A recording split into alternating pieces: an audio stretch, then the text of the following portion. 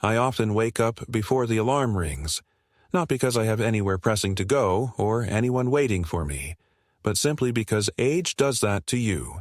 The body loses its rhythms.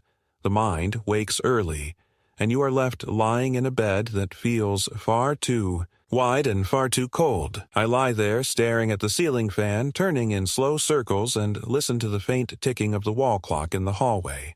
And for a long moment, I try to remember what it used to sound like when my wife's soft breathing was beside me, when there was another human presence in the room. My name is Arthur Langford.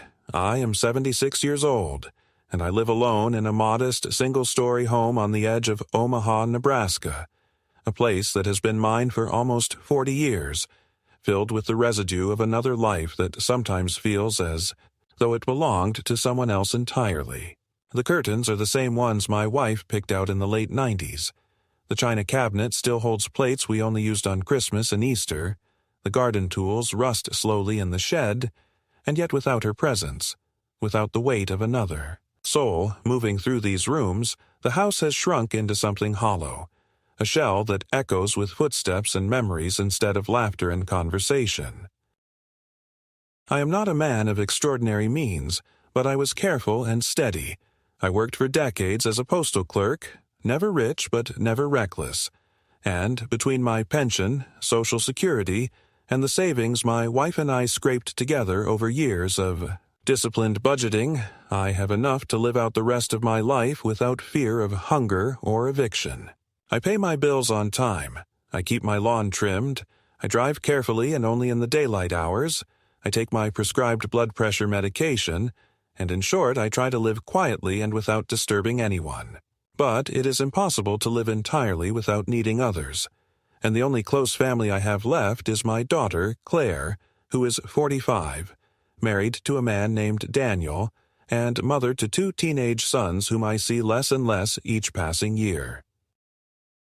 Claire lives across town, barely 20 minutes by car, yet sometimes the distance feels like an ocean, because weeks can pass without her calling, and when she does appear it is usually hurried, as though my presence is another appointment in her crowded calendar, something to be checked off quickly before moving on to something more important. When my wife, Helen, passed away 9 years ago after a merciless bout with cancer, I thought Claire and I would grow closer, that grief would bind us together the way shared tragedy sometimes does. I imagined Sunday dinners, or small rituals where we remembered Helen and held on to one another, but life did not unfold that way. At first, Claire was present. She visited weekly, she helped me clear out closets, she cooked simple meals when I was too lost in mourning to prepare food myself. But over time, her visits became less frequent, the phone calls shorter, the conversations dominated by her work deadlines or the needs of her boys. I told myself it was natural, that she was building her own life, and that I should not cling too tightly, but somewhere deep inside I could not shake the quiet sting of being set aside, like a book that had been read once and then returned to the shelf to collect dust. I fill my days with small routines. I make oatmeal with raisins for breakfast. I walk slowly around the neighborhood with a cane, though the doctor tells me exercise will keep my legs strong. I water the rose bushes Helen planted long ago, though I have never had her knack for gardening. And in the evenings I watch old westerns on television until sleep overtakes me in the armchair. Some mornings I drive to the library and sit among the shelves just to feel the hum of life around me, and other times I take the long route to the grocery store so I can exchange a few polite words with the cashier, the bagger, or even a stranger in the produce aisle. Loneliness is not always a scream. It is sometimes just the absence of being included in anyone's thoughts, the silence after the phone stops ringing, the realization that days and weeks can pass without anyone asking how you are. Still, despite the loneliness, I had always believed I remained in control of my own life. I balanced my checkbook carefully every month. I kept cash in my wallet for small purchases.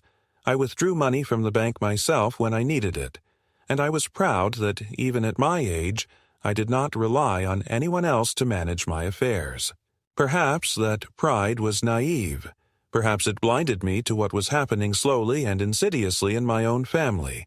But until very recently, I thought of myself as competent, independent, capable of deciding how to live out my final years. My daughter, however, seems to have begun looking at me differently. At first it was small things, the way she sighed when I asked her to read a document with fine print, or the way she frowned when I took out a $20 bill instead of swiping a debit card. Then came the comments, slipped casually into conversations. "Dad, maybe it's time to think about simplifying things." Or, "You don't really need to handle all those bills yourself anymore. It's stressful." I would laugh them off, try to change the subject, but the remarks kept returning, each time sharper, less disguised. And then, one afternoon not long ago, she reached across the counter in my own kitchen, snatched my worn leather wallet out of my hands, and said in a tone that was half condescending and half triumphant, "You don't need cash, Dad. You don't need it anymore. We'll handle things for you." That moment crystallized something inside me.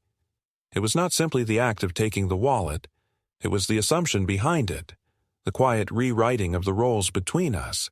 I was no longer the father, the provider, the man who had raised her and paid for her education. In her eyes, I had become a frail old man. Autonomy could be casually stripped away for the sake of convenience.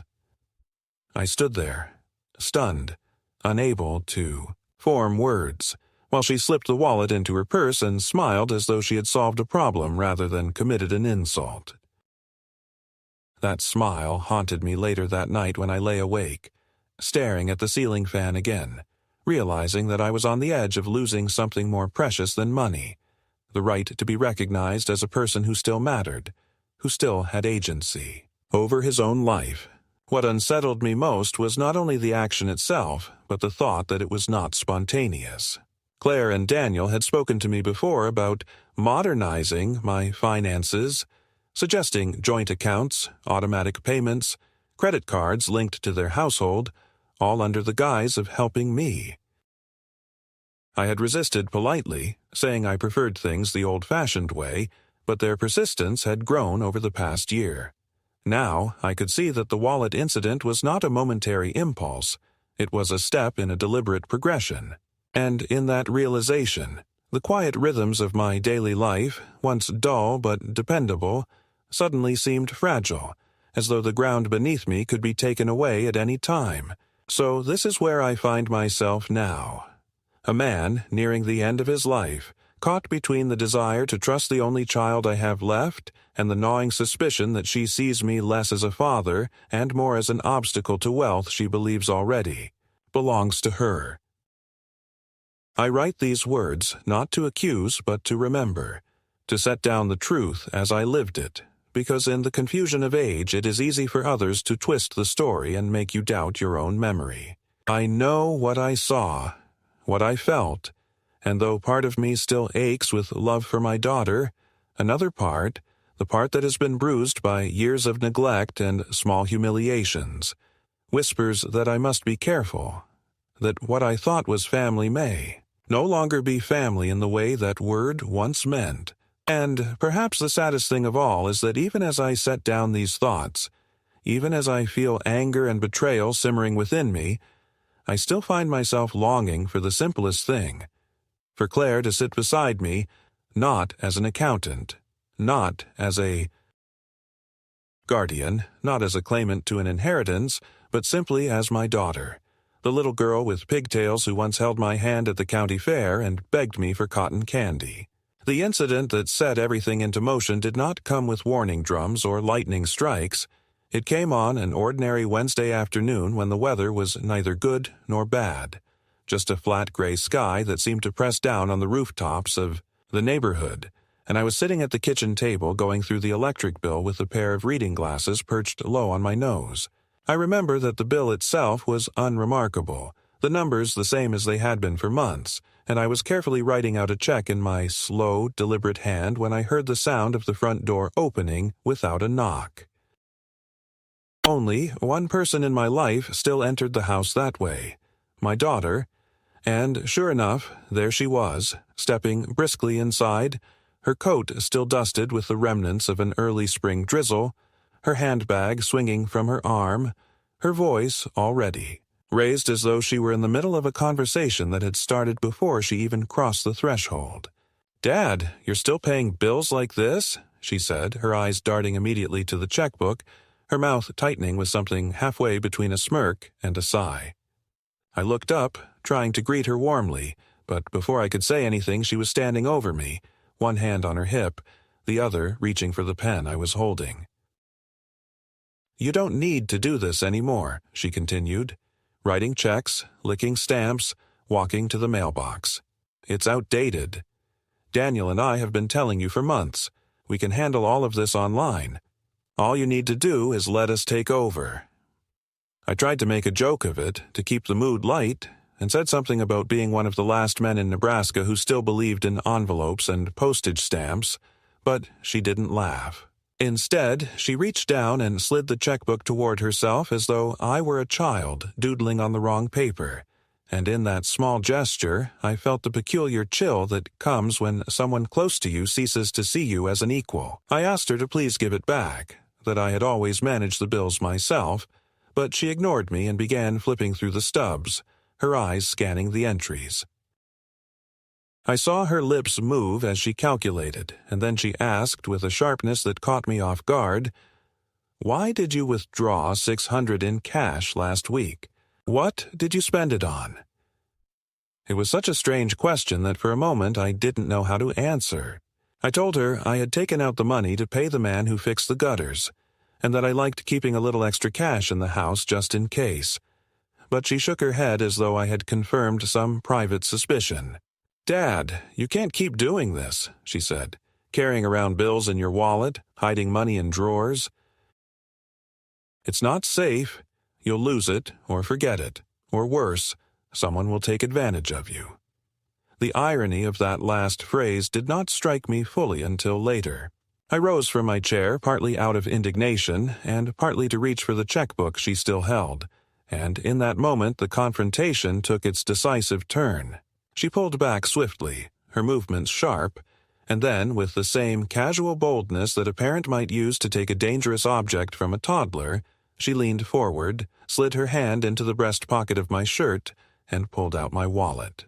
Before I could react, she was already holding it aloft, her eyebrows raised in triumph, her voice ringing through the kitchen with the sentence that has burned into my memory ever since. "You don't need cash anymore, Dad. You don't need it. We'll handle it from now on." The words struck me with a peculiar force, not because of their volume, but because of the certainty behind them, the way she had pronounced a verdict without trial, a sentence without defense. She flipped open the wallet in front of me, thumbed through the bills, and with a little cluck of disapproval slipped them into her own handbag. Then, as if nothing extraordinary had happened, she placed the empty wallet on the counter, patted my shoulder, and began talking about how she and Daniel would set up a joint account, how all my utility bills could be automated, how there was no reason for me to bother with such things anymore.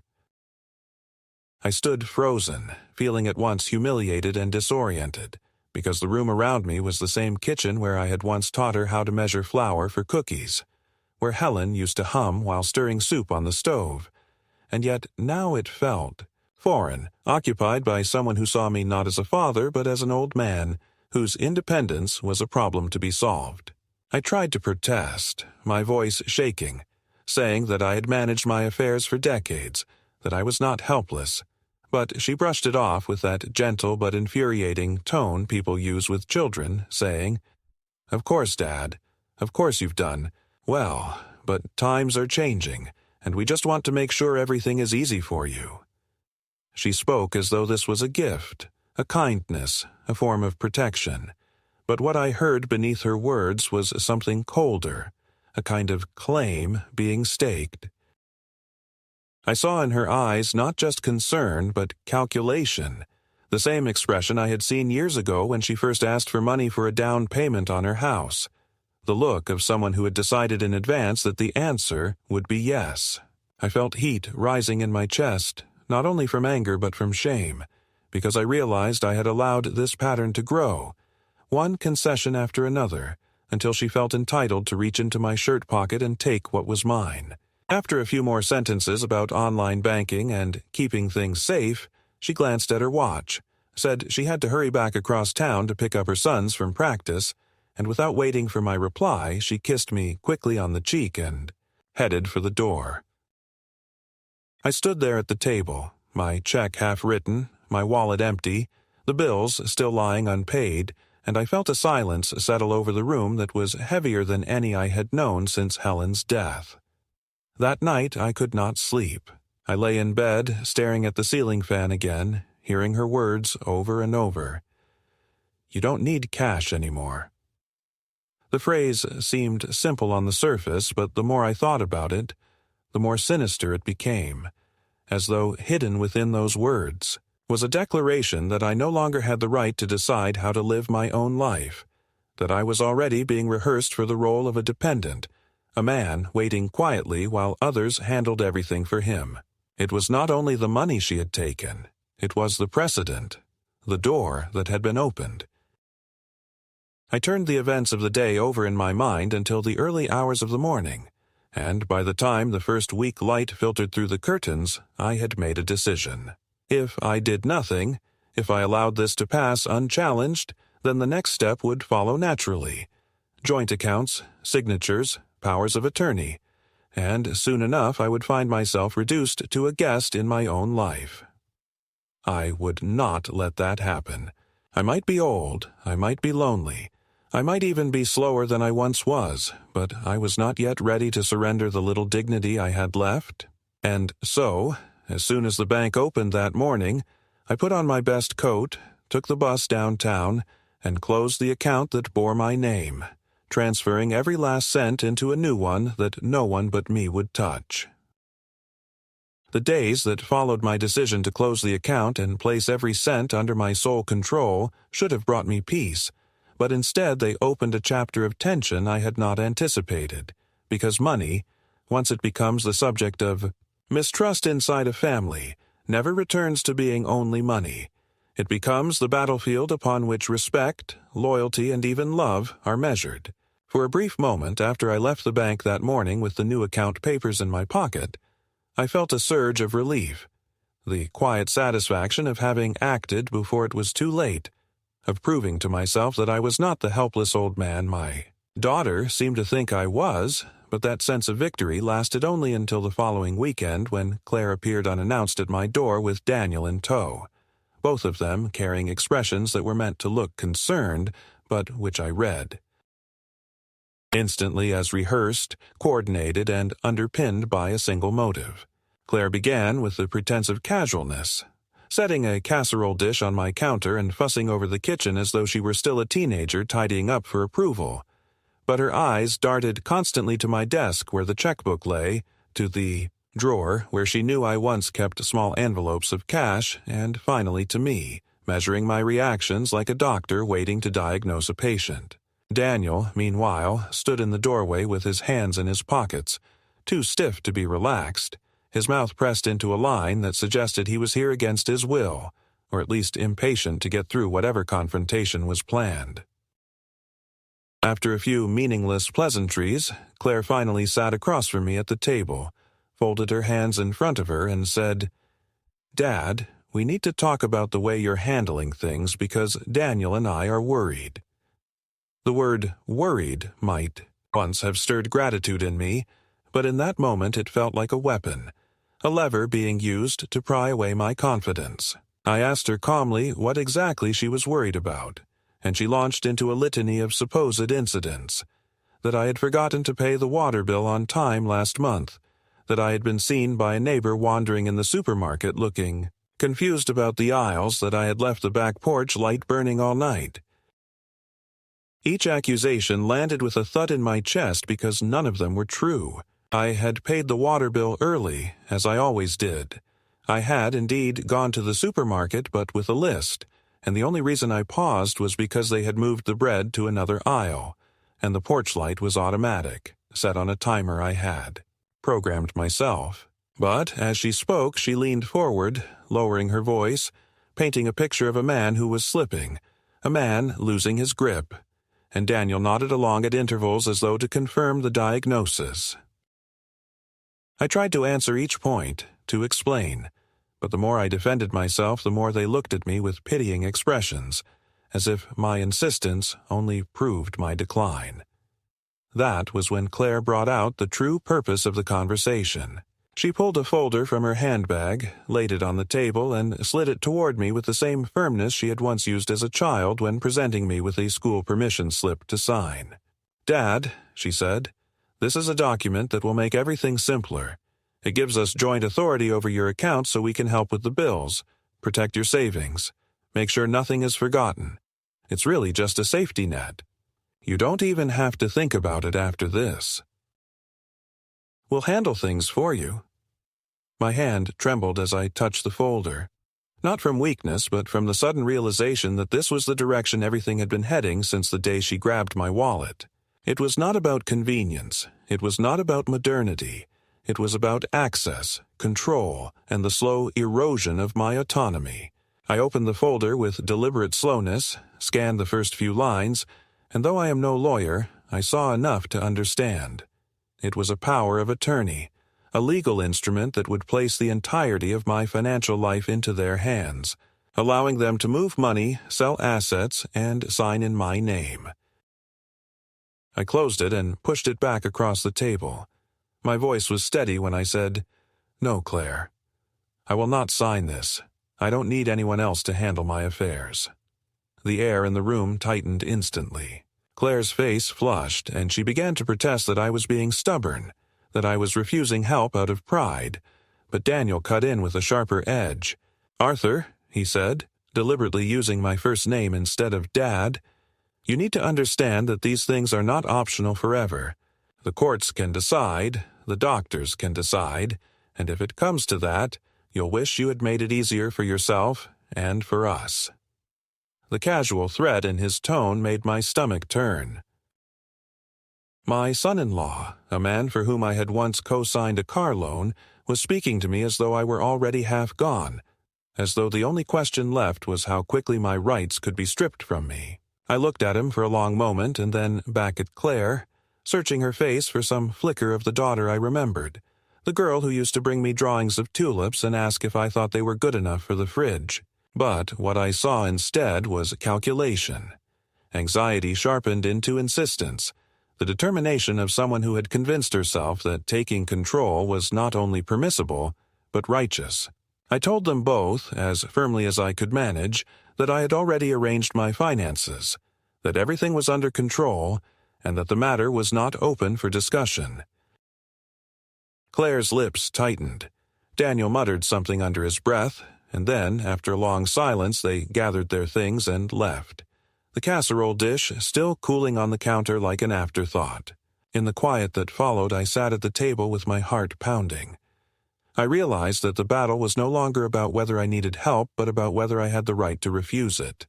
My daughter and her husband had crossed a line, and though I had resisted, I could see clearly that they would not stop. Every small action, every visit, every conversation from now on would be aimed at proving a narrative of decline, constructing a version of me that was incompetent, vulnerable, and in need of guardianship. And once that narrative was accepted by others, by neighbors, by bankers, by doctors, the truth of my own competence would no longer matter. The following week, the campaign continued in subtler ways. I overheard a neighbor mentioning that Claire had told her I was having trouble keeping track of things. At the pharmacy, the clerk asked if I wanted to set up an automatic refill, like your daughter suggested. Even at church, one of the elders put a hand on my shoulder and said, "We're praying for your memory, Arthur." I stood there smiling faintly, nodding politely, but inside I felt a storm of humiliation, because I knew exactly where these whispers originated. Claire was preparing the ground, sowing doubts in the minds of everyone around me, so that when the day came to push for legal control, she could point to a chorus of voices all agreeing that yes, poor Arthur was slipping. It is a terrible thing to be alive and aware while others begin writing your obituary in advance, not of your life, but of your capacity to live it. I found myself second-guessing even the smallest decisions. Did I leave the stove on? Did I misplace the keys? Did I forget a date? Because I knew that every mistake, however minor, would be catalogued and presented as evidence. In those days, I felt the walls of my own house closing in, not because of the rooms themselves, but because they echoed with the footsteps of people who no longer saw me as myself. Yet, even in the midst of this, a part of me steeled itself. The humiliation sparked anger, and the anger sparked resolve. I told myself that if Claire and Daniel wanted a battle for my dignity, they would find I was not so easily erased. I began keeping meticulous notes of everything, when I paid bills, when I took medicine, when I locked doors, so that I would have proof against their claims. I carried a small notebook in my pocket and wrote down every interaction, every purchase, every errand, not out of paranoia, but out of defense. If they intended to depict me as a man slipping into confusion, then I would arm myself with the record of my own clarity. Still, the tension weighed on me. I would wake in the night with my heart racing, remembering Daniel's words about the courts and the doctors, the chilling reminder that power could be taken if others decided I was unfit. I lay there in the darkness, wondering how many more small humiliations would come, how many more whispers behind my back, before the next decisive blow. And as much as I wanted to believe that love would eventually restrain my daughter, that she would remember I was her father before she allowed greed or fear to overtake her, the evidence before me was mounting in the opposite direction. What had begun with a wallet had already grown into a campaign, and I knew with a cold certainty that worse was coming. The confrontation I feared came sooner than I expected, not in the form of a dramatic outburst, but in a quiet moment at the bank that left me shaking with the realization that what I had suspected all along was not only true, but already well in motion, and that I was not simply imagining the threat, I was standing directly in its path. It was a Tuesday morning, clear and mild, and I had gone downtown to deposit a small check from the insurance company that had overbilled me the previous year. These errands always gave me a sense of control, a small ritual where I confirmed to myself that I was still the steward of my own affairs. I greeted the teller, a young man who always smiled politely but rarely looked me in the eye, and after handing him the check I asked almost casually if there had been any unusual requests or notes placed on my account. I expected the usual answer. "No, sir, everything is normal," but instead he frowned slightly, typed something into his computer and said he would call the manager. When the branch manager, a woman named Evelyn, whom I had known for years, came out of her office, her expression carried a mixture of sympathy and hesitation, and before she even spoke I felt the weight settle in my stomach. She asked me to step into her office for privacy, and there, behind the closed door, she explained in careful words that my daughter had been in recently with papers requesting authorization to act on my behalf. She said Claire had insisted it was for my protection, that I was becoming forgetful, and had asked her to help.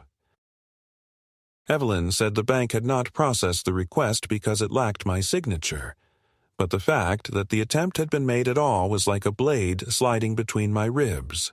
I sat very still while Evelyn spoke, nodding slowly, pretending to take it in stride, but inside my mind was racing. Claire had not simply pressured me at home. She had carried her campaign into the world, attempting to alter the very structure of my independence without telling me. I asked Evelyn for the documents, and she showed me the photocopies. A proposed joint account, a power of attorney form, even a letter written in my daughter's hand claiming that I had verbally agreed but had been too overwhelmed to complete the paperwork. I stared at the neat script, so familiar from birthday cards and notes tucked into lunchboxes decades ago, and now repurposed into an instrument of betrayal. I thanked Evelyn for her caution, promised I would keep my accounts under my sole control, and left the bank with my knees trembling. As I stepped out into the sunlight of Main Street, the town around me looked unchanged. Cars passed, people hurried to lunch, pigeons fluttered near the fountain. But for me, the landscape had tilted irrevocably. It was no longer a matter of suspicion or fear. It was fact. My daughter was preparing to strip me of my authority, using the language of protection to disguise the reality of seizure. The walk back to the bus stop felt endless. I replayed the past months in my mind, the wallet snatched from my pocket, the folder of the papers pushed across my table, the whispered comments to neighbors about my supposed forgetfulness.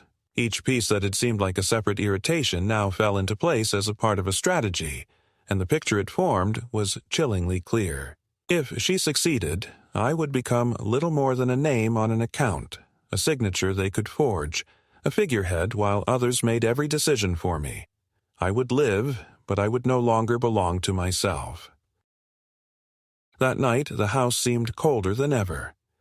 I sat at the kitchen table staring at the accounts ledger I kept, the neat rows of numbers stretching back for years, each page a testament to the life Helen and I had built with patience and thrift. I imagined her sitting across from me, her gentle hand on mine, her voice reminding me to stay strong, to protect what we had worked for. And in that moment, grief mixed with anger, because it was not only my autonomy at stake but the legacy of both of us, the fruits of decades of labor now threatened by the very child we had once trusted above all. Sleep eluded me. I wandered from room to room, touching the photographs on the walls, the furniture we had chosen together, the keepsakes of a marriage that had endured storms and sacrifices. Everything in that house bore the mark of effort, of memory, of meaning, and yet I could see how easily it might all be taken, sold, or reduced to numbers in a ledger if I yielded. For the first time since Helen's death, I spoke aloud in the empty house, my voice trembling. No one will take this from me. Not like this. The next morning, with a clarity that surprised me, I made appointments with a lawyer recommended by an old neighbor, determined to review my will, my property deeds, and every account with fresh eyes. I no longer had the luxury of trust. I needed defenses, paper walls stronger than sentiment. As I gathered the documents, sliding them into a worn leather briefcase, I felt both weary and resolved, because the battle I had hoped to avoid was upon me, and whether I wanted it or not, I had been forced to choose sides. What made this moment the true midpoint of everything was not only the discovery at the bank, but the shift it caused in me. Until then, I had been reactive, hurt, and humiliated, but still hoping for reconciliation, still believing that perhaps Claire was misguided rather than malicious. But, standing in Evelyn's office, reading those forged intentions in my daughter's hand, I understood that the matter had gone too far to be undone with conversation or forgiveness. This was now a struggle for survival in the only sense that remained to me, the survival of my independence, my name, my dignity. From that day forward, every step I took, every decision I made, carried the weight of that realization, and there would be no turning back. I left the lawyer's office with a folder of freshly signed papers pressed against my ribs like a shield, and, though the documents themselves were simple, revoking any old powers of attorney I had once granted in casual moments, appointing a professional fiduciary as my backup should I truly become incapacitated, updating my will to reflect the reality that love without respect is not love. I will reward. They felt heavy in my hands, as if the weight of years of silence and small. Humiliations had finally been packed into manila and stapled along the edges. Mr. Keating, a quiet man with tired eyes who had seen this story in 100 living rooms, urged me to go slowly, to keep records, to let paper do the talking, and I promised I would, yet when I stepped into the parking lot, I found Claire leaning against Daniel's SUV as if the meeting were a family errand and not a boundary I had drawn. And before I could even greet her, she pushed off the fender and came toward me with that brisk, efficient gait of hers, saying she'd scheduled a memory checkup for next week, nothing to worry about, just a routine screening at a clinic Daniel's colleague recommended, and that it would be so much easier if I didn't make everything a debate because she and Daniel were only trying to prevent a crisis. I told her calmly that I'd discussed my medical care with my own physician and that I would not be attending any appointment arranged without me. Daniel's door popped open like a punctuation mark, and he called across the asphalt that I was being unreasonable, that the courts took these matters seriously if a family member raised concerns, and the implication hung between us like exhaust, souring the air. If I did not cooperate, they would escalate.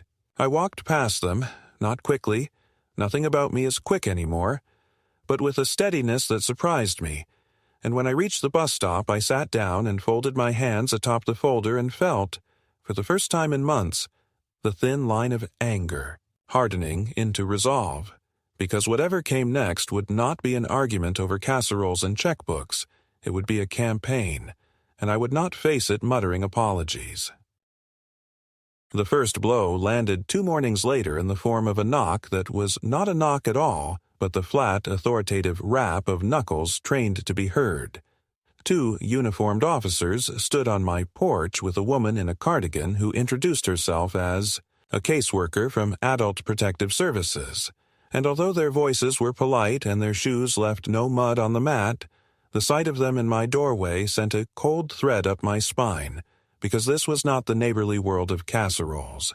Anymore, this was the state, and the caseworker's questions, had I fallen recently, did I ever forget to eat, was there anyone helping me manage my medications, were asked with the gentle smile of someone who has already been told the answers by a concerned relative. I offered them tea because that is what Helen would have done, and we sat at the kitchen table where I produced my medication log, my grocery receipts, my blood pressure readings, and a tidy stack of bill stubs with dates circled and notations in my cramped hand. They looked at these papers with faint surprise, as if astonished that punctuality could be armor. And when the caseworker asked if there was a daughter who checked on me, I said yes. There is a daughter, and yes, she checks, and no, I will not sign any releases permitting anyone to act on my behalf without my explicit, current consent. They left after 40 minutes with careful assurances that this was just a wellness check. And I stood in the doorway for a long time after the patrol car rolled away, feeling both vindicated and violated. Vindicated because the house had passed. Inspection, like a ship before sailing. Violated because the inspection had been ordered by my own blood. That afternoon at the pharmacy, the clerk, who usually calls me Mr. Langford and asks about my roses, leaned over the counter and suggested I put my refills on auto pay so your daughter doesn't have to fix things after you forget. And at church the following Sunday, the pastor's prayer for those struggling with confusion and their courageous caregivers made the pew feel like a spotlight aimed at the softest part of my chest. If the wellness check was the opening move, the next was theater.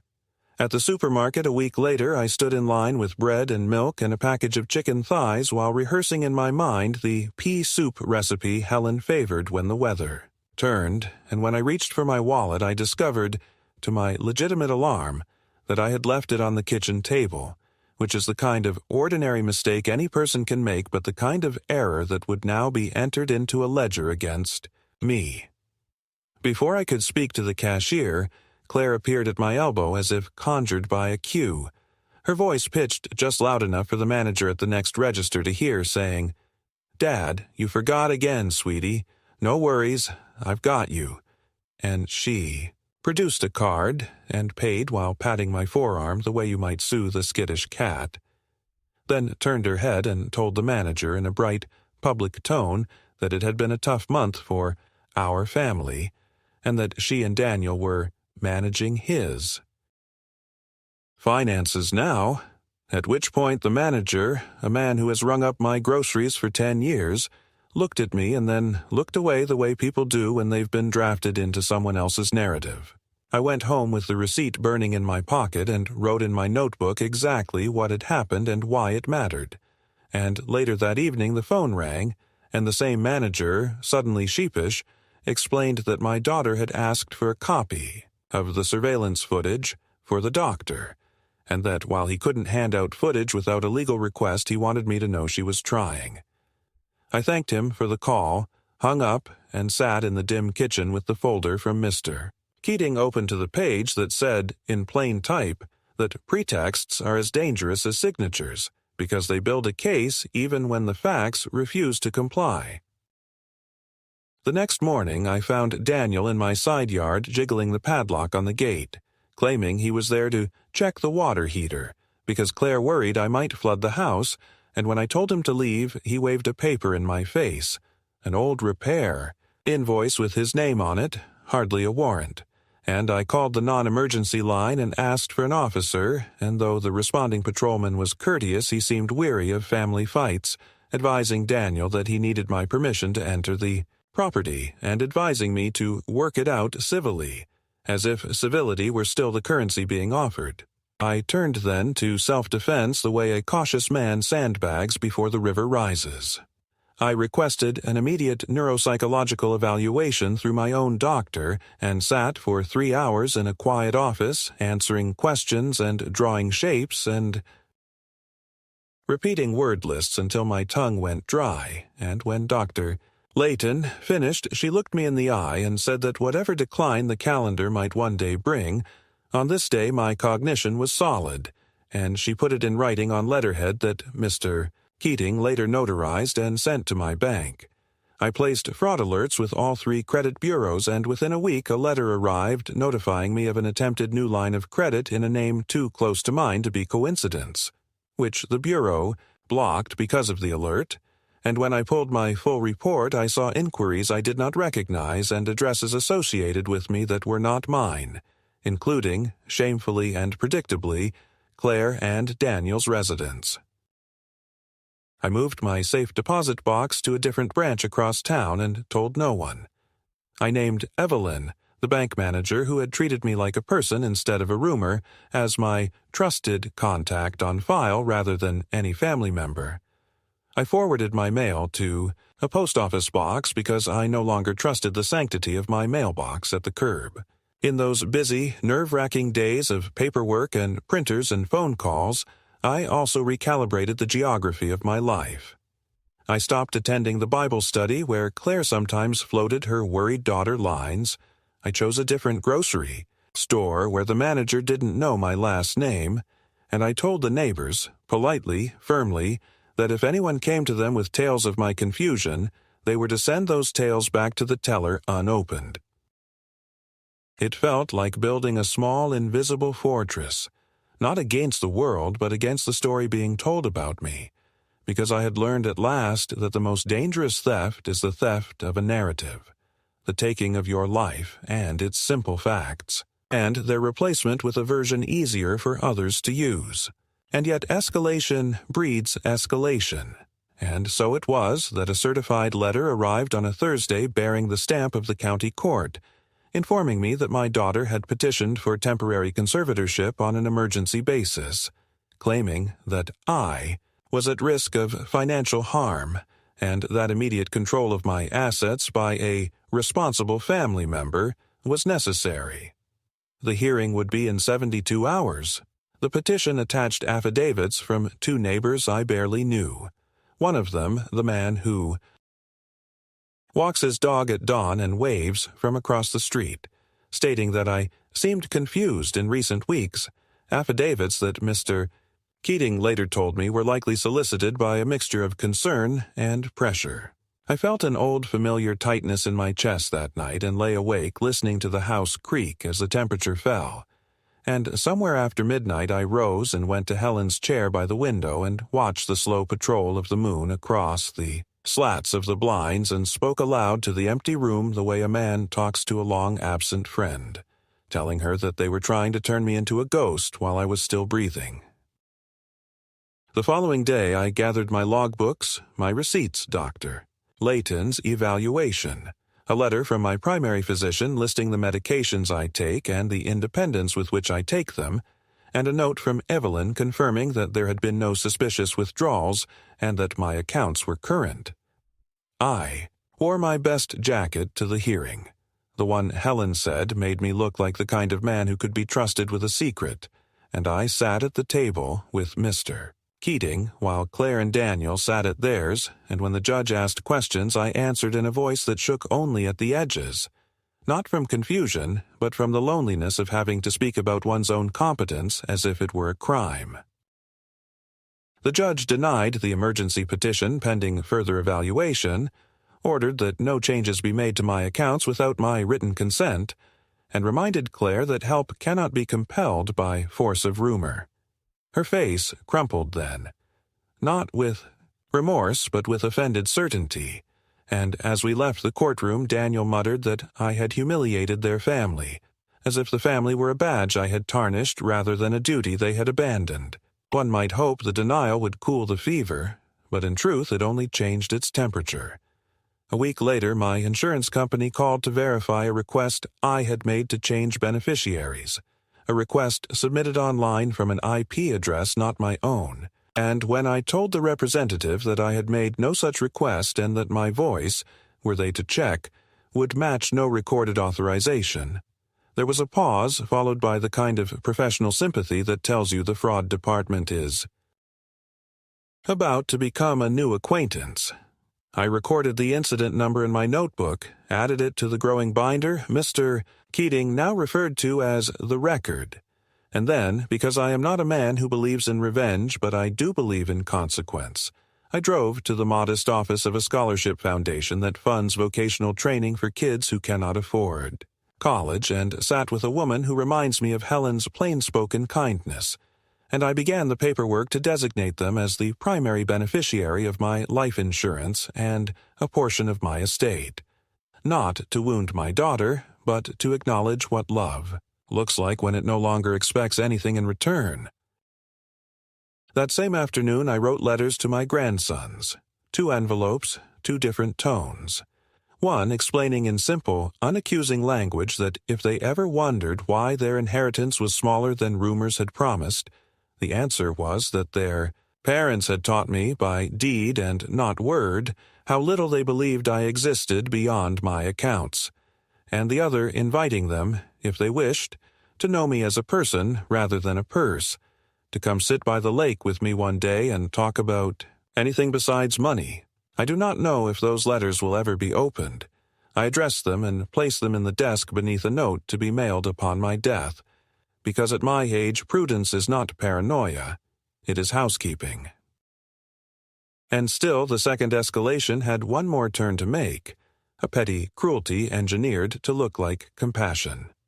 Claire arrived on a Sunday afternoon with grocery bags filled with low-sodium soups and nutrition shakes and a stack of pamphlets about aging in place, and she moved through my kitchen as if staging a home for buyers, turning labels outward, lining up pill bottles for a photograph, and when I asked her to stop, she said that images help when professionals need to see what we're doing for you, her voice hitching on the word we, as if it cast her as a heroine rather than historian of my decline. She told me, almost casually, that Daniel's firm had lost a big contract and that things were tight, and then with a shrug, like a stage cue, she added that it would be so much simpler if we combined households, sold my burdensome place, and moved me into their spare room where we can keep an eye on you. And I saw, with a clarity that was almost brutal, the entire geometry of the thing, the debt they would not name, the space they would fill with my furniture, the account they would treat as a reservoir to be tapped whenever the month ran long. I told her no, that I would not be moving anywhere I was not wanted for myself, and she smiled a tired, wounded smile and said that I was choosing strangers over family. Perhaps I am, I thought as she closed the door behind her. Perhaps the truth at the end of a long life is that strangers are simply people who have not yet decided what to take from you, and family are those who believe the taking is already there. Right.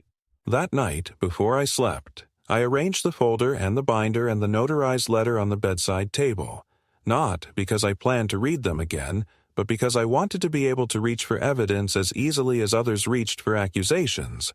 And as the house settled into its familiar creaks, I understood that the next step would be theirs, that they would come with kinder words or harsher ones, or with more official paper, and that when they did I would be ready. Not vindictive, not screaming, simply ready, a man who still belonged to himself.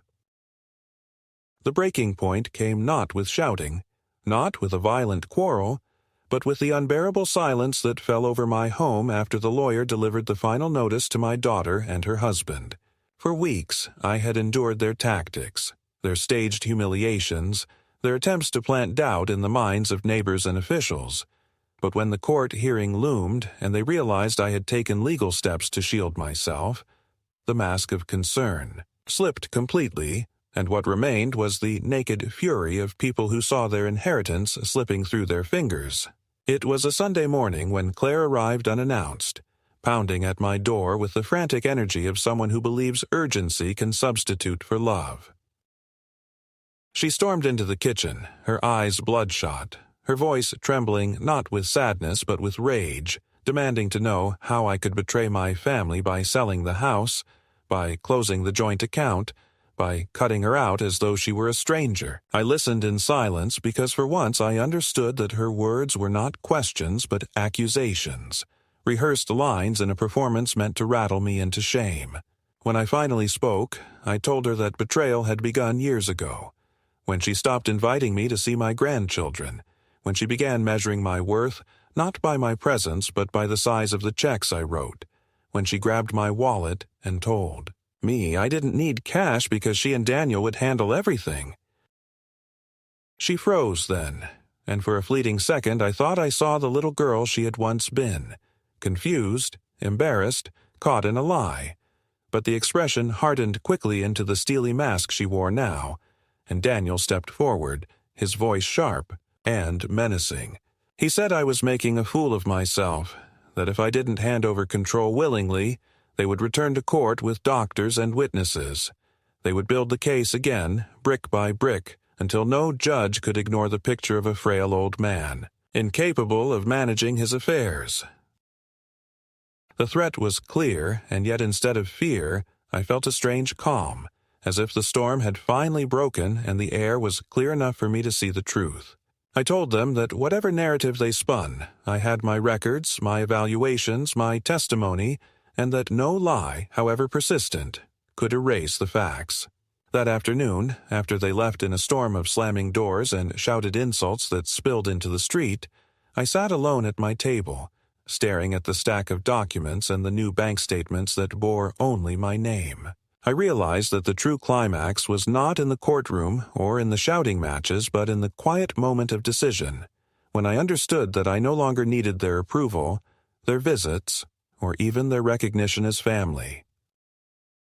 I had chosen to stand alone, to bear the loneliness that came with autonomy, rather than surrender my dignity for the false comfort of their conditional affection. In that moment, the weight of years of guilt and self-blame began to lift, and I saw with painful clarity that love cannot be demanded, respect cannot be forced, and that sometimes the only way to survive betrayal is to sever the ties that strangle you. When the court's ruling finally arrived, confirming my competence and granting me full authority over my property, I did not rejoice with triumph, but with something quieter, something heavier, relief tinged with mourning. For though I had won the battle for my independence, I had lost my daughter, perhaps forever. Yet, even in that loss, there was a strange kind of peace, because the war they waged against me had forced me to reclaim myself, to remember that I was still capable of choice, of resistance, of drawing a line that no one, not even my own flesh and blood, could cross. In the weeks that followed the judgment, my life settled into a strange quiet, not the ordinary silence of a house without a companion, but a deeper and more decisive stillness, as though a door had closed somewhere behind me and I was now walking down a hallway that no one else could enter. Claire did not call, she did not visit, and the grandchildren who had once come at least on holidays remained distant, bound no doubt by the bitterness their parents poured into their ears. At first I found myself staring at the telephone in the evenings, waiting for it to ring, rehearsing in my mind what I would say if she asked for forgiveness, how I would try to explain that it was not money I had withheld, but my right to live on my own terms. But as the days passed without a word, the waiting itself began to fade, and I realized that what I had truly longed for all along was not reconciliation, but clarity.